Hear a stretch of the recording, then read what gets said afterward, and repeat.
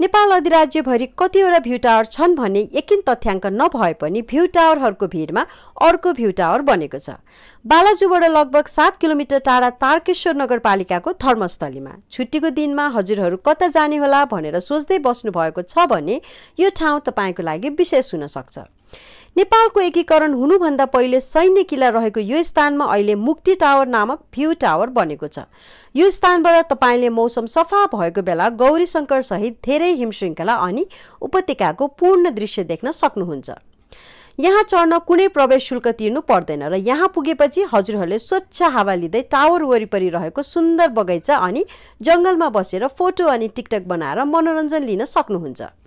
यो ठाउँलाई प्रायले मुर्खु भ्यू टावर पनि भन्ने गर्छन्। भोक लागेमा ससाना घुम्ती खाजा घर पनि रहेको यो स्थानमा जाने पालो अब हजुरहरूको। अनि अर्को कुरा, आफूले गरेको फोहोर आफैले सही स्थानमा लगेर राख्नु होला या फाल्नु होला। यो भिडियोमा देखिएको जस्तो गर्दा सभ्य मानिसको परिचय मानिदैन। यस्तै रमाइलो अनि जानकारीमूलक भिडियो हेर्नको लागि हामीलाई फलो अनि सब्स्क्राइब गर्नुहोला। धन्यवाद।